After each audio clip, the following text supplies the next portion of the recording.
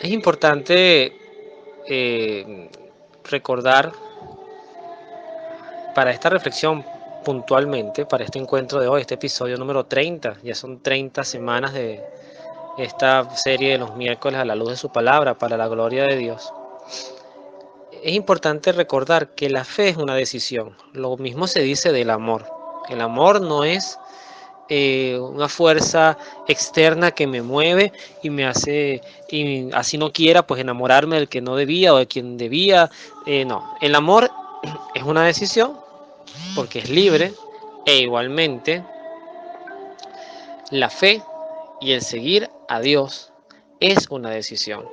Seguirlo de manera única o con anexos, con adornos externos, es una decisión.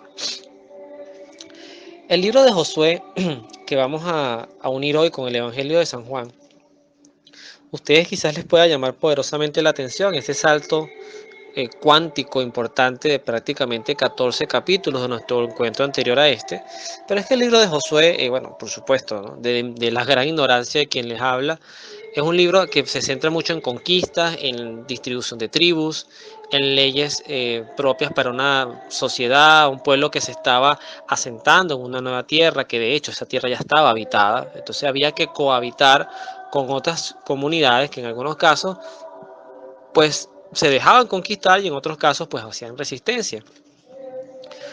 Eso no es que no tenga importancia, pero para los fines que estamos trabajando de unir el antiguo con el nuevo, pues fue, insisto, desde mi ignorancia, quizás el omitir el capítulo 11 al capítulo 23 deje algunos huecos que, bueno, Dios permita, porque su sabiduría es eterna, que otras personas también puedan replicar, y sé que las hay, que le sacan punta a versículos, a capítulos completos. Hay personas que hacen talleres de horas y hasta de semanas solamente con un capítulo o con un párrafo de la Biblia, porque la palabra de Dios es sumamente rica en abundancia y en mensaje.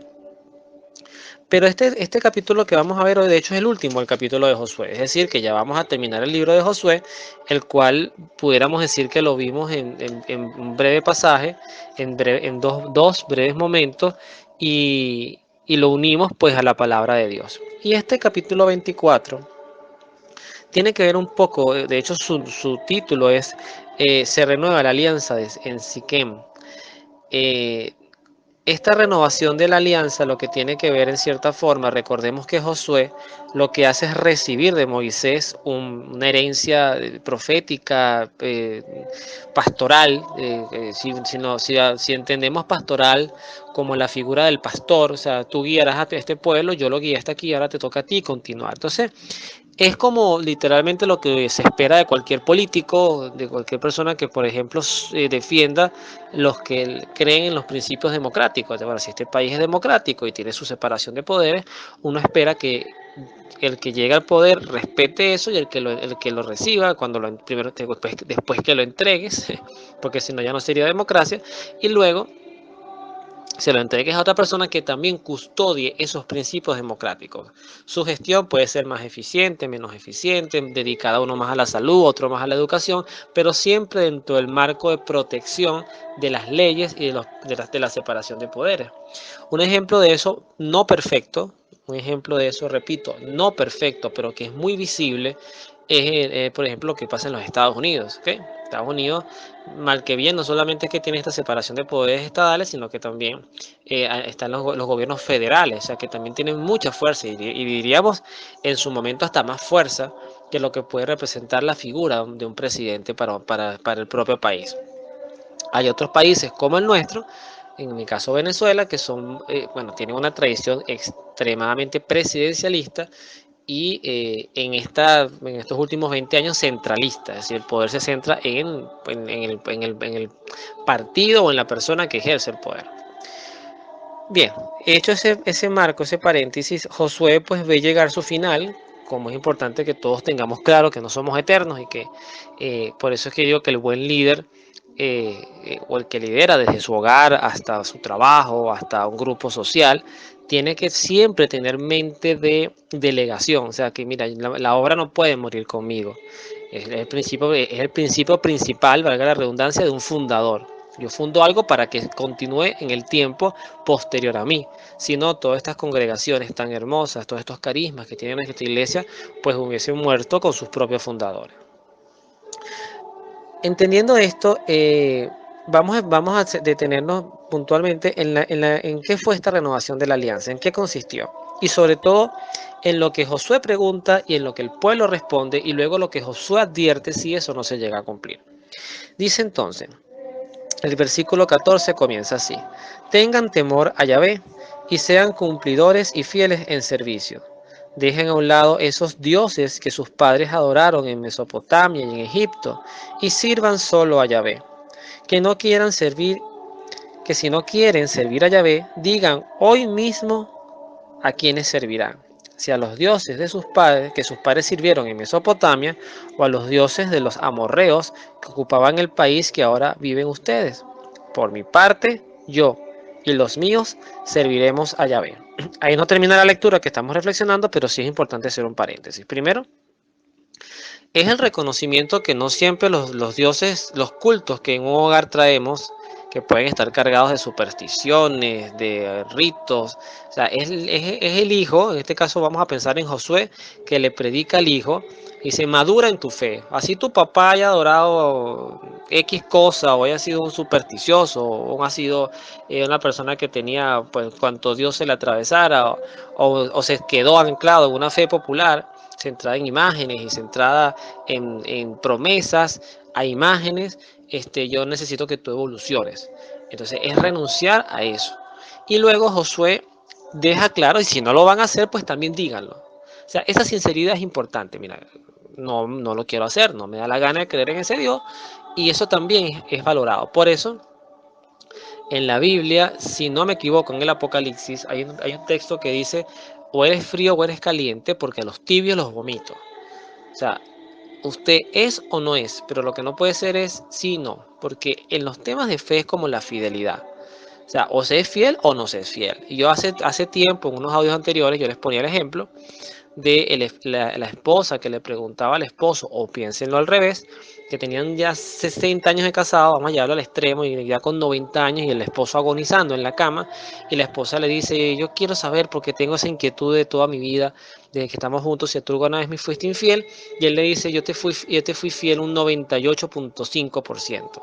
Y la mujer obviamente se va a quedar centrada en el 1.5 que no le fue infiel, que no le fue fiel. Entonces eso se traduce perfectamente a la fe en Dios. O sea, Dios aspira a ese nivel de fidelidad al 100% de nosotros, que obviamente se construye, que nosotros ni quien les habla, ni seguramente ni quienes me escuchan, pues podemos presumir una fe a ese nivel, pero sí se puede llegar a ella, con un camino de conversión continua.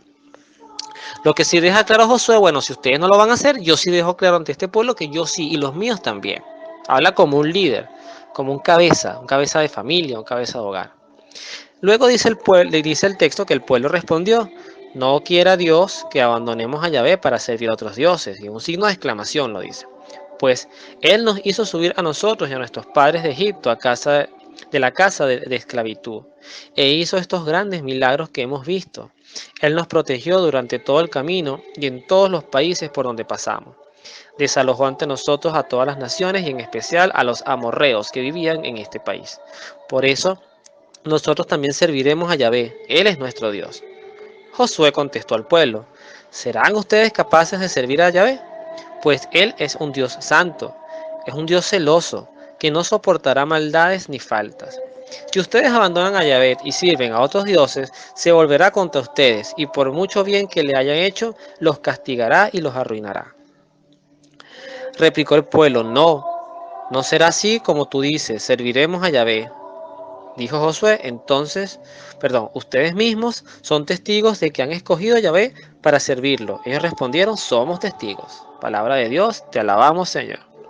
Una vez estando en un funeral de un ser muy querido que falleció, la esposa pues, de un familiar pues, mío, recuerdo que hizo acto de presencia al funeral una persona que tenía una pulserita de estos que gustan los santeros. Y la abuela de esta persona estaba en ese funeral. Y ella, sin mirar para los lados, lo llamó y le dijo, ¿qué haces tú con esa pulsera? Y él le dijo, no, bueno, eso es, tú sabes, protección. Y él le dijo, Dios es un Dios celoso. Y traigo esa acotación porque eso refiere el texto cuando habla del Dios celoso. No es que sea un Dios de que te esté celando como los celópatas o las celópatas, sino que es un Dios que pide fidelidad, pero la pide porque se la merece. La pide porque se la merece. Pero además no deja de ser ruidoso quienes conocen o quienes hemos avanzado un poquito más en el conocimiento de la Biblia. Yo todavía estoy en ese proceso.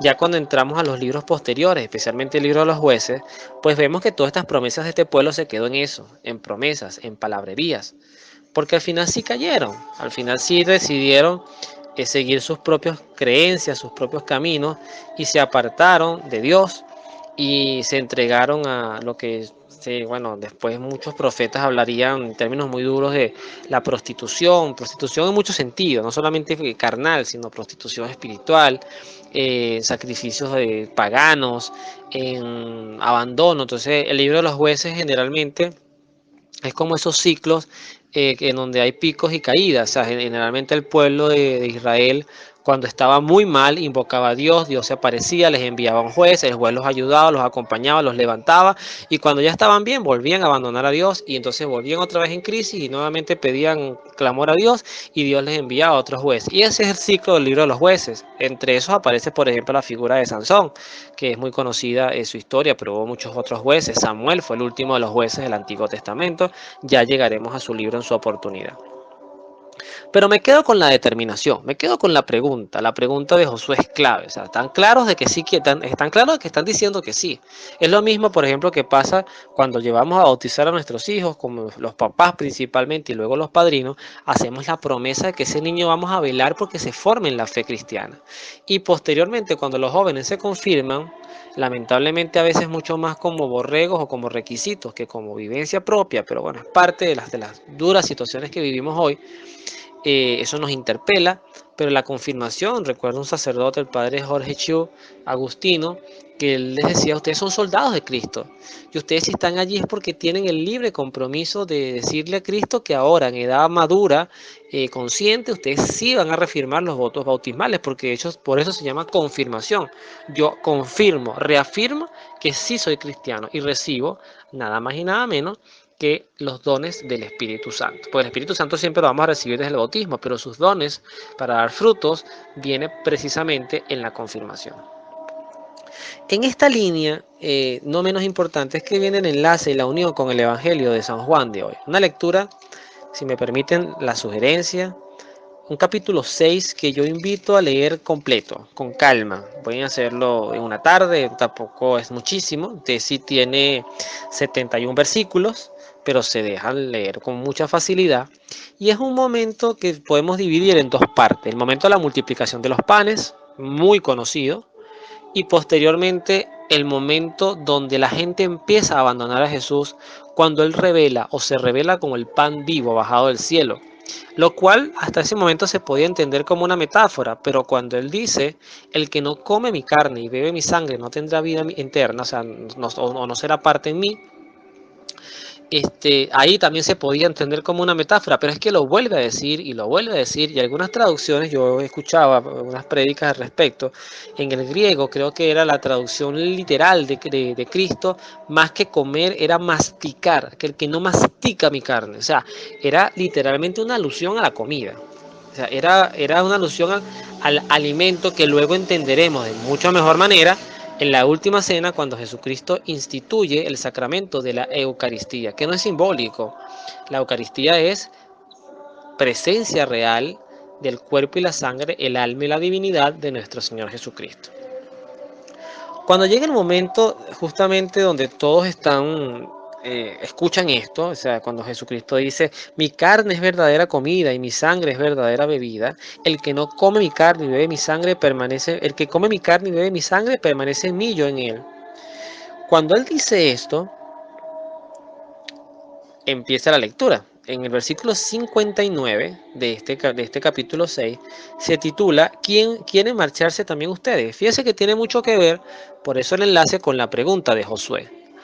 revelo la verdad, hago conciencia de la verdad. Primero mando el mensaje. Primero te presento quién soy, no te engaño. O sea, yo soy este soy yo. Primero yo soy Dios, dice Jesús, yo soy el Mesías, el Hijo del Dios vivo. Y segundo, Jesucristo no vino aquí a hacer un coaching motivacional. Él vino a traer un mensaje de salvación que implicaba cruz, llevar la cruz, implica sacrificio y entrega, implica también fidelidad, implica renuncia. O sea, no son cosas fáciles de decir. De hecho, yo se las puedo enumerar fácilmente, pero si me preguntan, Luis, ¿en cuál de esos estás tú ya posicionado? Posiblemente les diga que en ninguna. Porque yo siento que todavía mi vida tiene mucho de humanidad y poco de santidad, pero poquísimo. Porque, bueno, porque reaccionamos, porque somos seres emocionales, porque a veces tenemos responsabilidades altísimas, porque tus decisiones afectan a familias, a personas, porque tienes que llevar un hogar tú como cabeza de hogar junto con tu esposa. Entonces ya tú no vives con tus papás, donde posiblemente había otros tipos de confort, de estabilidad. O sea, tú llegabas a tu casa y de repente la ropa ya estaba lavada, la comida ya estaba hecha. Aquí no es que no ocurra, pero cuando hablo de un liderazgo compartido en el hogar, quiere decir que o la comida la hace mi esposa o la hago yo, o la ropa la lava mi esposa o la lavo yo. Y cuando los dos trabajamos y trabajamos en el mismo espacio, obviamente tenemos que colaborarnos. Y si no lo hacemos, pues las cosas se quedan sin hacer. Un humorista venezolano que se llama Benjamín Rauseo, conocido como el Conde del Guácharo, yo sé que es extremadamente grosero, pero no quiero hacer alusión a ese tipo de humor, sino que generalmente el humor de él, aunque es muy grosero, muy vulgar o muy soez, generalmente lo que él dice son cosas de la vida real, ¿no? Y había un cuento que él echaba que él decía, lo terrible de estar casado, estar divorciado, además de que pues, si el divorciado se puede sentir liberado y bueno, y ahora sí, ya no estoy con esa esclavitud y todo lo demás, como dice el padre Monseñor Willy Peña, que cuando la persona se divorcia y tiene otra pareja, lo que está cambiando unos defectos por otros, porque defectos siempre va a haber en cualquier pareja que tengamos. Pero el conde del Guácharo decía, el problema es que cuando tú estás divorciado y vives solo, si tú dejas un interior en la cama sucio y sales, cuando regresas el interior te va a estar esperando allí. Y entonces le hacía alusión a eso, o sea, que generalmente eso es parte de los procesos de madurez. Entonces, generalmente aquí lo que tenemos que tener claro primero es el nivel de responsabilidad de cómo Cristo se presenta y no maquillar las exigencias de Jesucristo, dice el texto. Habló Jesús en Cafarnaúm enseñando en la sinagoga. Esta parte es importante. Al escucharlo, cierto número de discípulos de Jesús dijeron, este lenguaje es muy duro, ¿quién querrá escucharlo?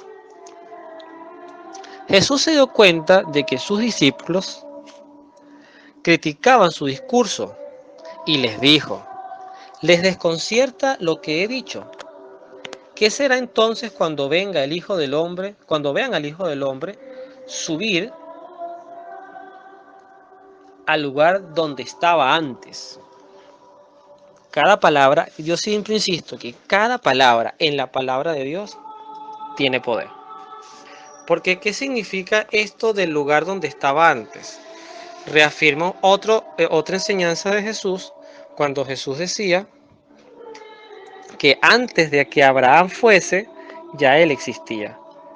Entonces, a mí generalmente me causa un poquito de ruido estos analistas bíblicos que hablan de un Jesús que no sabía quién era, un Jesús que, bueno, cuando llegó el bautismo más o menos recibió un mensaje y posteriormente entonces se consolidó como profeta. Es un mensaje muy islámico, pero el Jesús del que estamos hablando es un Jesús con plena conciencia de su divinidad. O sea, les dice, ¿qué será entonces cuando vean al Hijo del Hombre subir al lugar de donde estaba antes? Y no está hablando del vientre de María, está hablando de subir, que él descendió a los cielos y volvió a ascender a ellos. El Espíritu es el que da vida, la carne no sirve para nada. Las palabras que he dicho son espíritu y vida, pero hay entre ustedes algunos que no creen.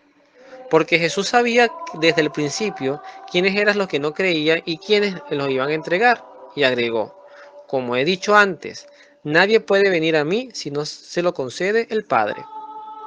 A partir de entonces, vuelve a decir el texto, a partir de entonces, muchos de sus discípulos se volvieron atrás y dejaron de seguirle. Entonces Jesús preguntó a los 12, ¿quieren marcharse también ustedes? Pero Pedro le contestó, Señor, ¿a quién iremos? Tú tienes palabras de vida eterna. Nosotros creemos y sabemos que tú eres el Santo de Dios. Palabra del Señor, gloria a ti, Señor Jesús. A mí me encanta esta frase porque, de hecho, no sé si sabían, yo creo que lo llegué a comentar cuando empezamos a hablar del libro de Josué, que la pronunciación creo que en arameo, Josué o Joshua, que aplica para Jesús y para Josué, es como la misma pronunciación, es el mismo nombre. Y los dos hacen la misma pregunta determinante. O sea, no, aquí no me importa. A Josué no le importaba si el pueblo decía, ¿sabes qué? Quédate con tu Dios. Y nosotros nos quedamos con el nuestro. Josué iba a hacer la advertencia, iba a quedarse con su familia y se iba a ir. Porque Josué no estaba poniendo a votación a cuál Dios vamos a creer. A mí no me interesa si soy mayoría o minoría. Lo que me interesa es fijar como nación la promesa y ante Dios que estemos todos claros que vamos a amar solamente a Yahvé. En este caso, porque estamos hablando de la Torá o el Antiguo Testamento, que o sea, para nosotros es el Antiguo Testamento. Pero Jesús tampoco está buscando popularidad. A Jesús le importa muy poco si son 7, 12, 100, 400 o 2 los que lo siguen. En el sentido siguiente, a Jesús todos les importamos y por eso está la parábola de la oveja perdida. Puedo tener 99 y se me pierde una y yo salgo a buscarla. Por supuesto que esa importancia está. Pero cuando Jesús se la juega y le dice a sus apóstoles, ustedes también se quieren ir, lo que está diciendo es, o sea, yo no estoy buscando aquí fama. Yo no estoy buscando aquí o mi interés es que, mira, no se vayan. Me están entendiendo mal, como lo haría un político, como lo haría un artista. Díganme estos artistas, ustedes lo deben saber, que escriben algo por Twitter, de repente entonces la cuestión se hace viral pero en negativo, entonces después el hombre pidiendo disculpas, eso no fue lo que quise decir, perdónenme, mil perdones, porque no quieren perder seguidores. El político le pasa exactamente lo mismo, el político lucha y sus discursos son estudiados y analizados y no digas esto y quita esta palabra porque esto te puede tener problemas porque el periodista, porque el titular. Jesucristo no está con eso. Jesucristo manda su mensaje y lo deja tal cual. Y por eso es que se la juega. Y ahí viene la reflexión para nosotros. O sea, me conocen como soy. No hay medias tintas. Soy amor, hay misericordia, soy salvación. Pero hay sacrificio, hay cruz, hay renuncia, como les decía en esta reflexión, al comienzo de la reflexión. Entonces la pregunta es, ¿quieren también ustedes irse? Jesucristo no pregunta, oye, pero ¿por qué se van? Jesucristo no tiene unos analistas de mercadeo, no. Muchachos, pero ¿qué estará pasando? ¿Qué dije mal? No. ¿Quieren ustedes también irse? Y es allí donde Pedro recibe de verdaderamente, Pedro tuvo grandes aciertos y grandes desaciertos, pero fue un hombre frío y caliente, no fue tibio. Cuando metió la pata hasta el fondo y cuando la sacó y, y dio respuestas asertivas, las dio. Tú eres el Mesías, el Hijo de Dios. Y aquí se lo vuelve a reafirmar. ¿A dónde iremos si tú tienes palabras de vida eterna? Si eso es lo que estamos buscando, tú en tu vida y yo en la mía, si eso es lo que queremos dejarle de herencia a nuestra familia, de verdad que entre dejarle a mi hijo un carro y un apartamento y dejarle la fe en Dios, pues me quedo con la fe en Dios. Entre dejarle a mi hijo dólares, millones y dejarle la fe en Dios, me quedo con la fe en Dios. Entre desearle a mi familia salud, que es muy importante para mí, pido por ello todos los días. Entre desearle a mi familia felicidad, estabilidad, dentro de mis oraciones está el discurso de que vivan en la gracia. Y vivir en la gracia es vivir con conciencia de pecado, con conciencia de superación, con ánimo de salir adelante. Que este encuentro de hoy nos invite a pensar en nuestra respuesta y que esa respuesta sea determinante para decirle al Señor, Señor, como dijo el centurión, yo no soy digno de que tú entres en mi casa, pero di una palabra tuya y bastará para sanarme. Señor, quiero seguirte. Señor, quiero seguirte, no sé cómo hacerlo. Señor, ayúdame, ilumíname, que mi fe no decaiga. Que cuando vengan los problemas, pues yo me encuentre firme. Que cuando todos te abandonen, yo esté allí contigo, acompañándote, a cargar tu cruz como el cirineo y a completar mi misión. Yo no quiero llegar ante tu presencia con las manos vacías. Quiero llegar ante tu presencia con las manos sucias, sucias del servicio, con los pies cansados, con los pies llenos de ampollas, con la espalda doblada, pero que con la tarea y con la gratitud de que detrás de mí yo fui ese lápiz ante el cual tú escribiste historias e historias, y al final nadie se acordará del lápiz, eso no importa, pero sí de las historias. Y esas historias cambiarán vidas, y que yo no pase por la vida de nadie sin dejar una huella de tu presencia y de tu amor. Es la importancia de decirle, Señor, ¿a dónde iremos si tú tienes palabras de vida eterna? Que Dios los bendiga, nos vemos en la oración.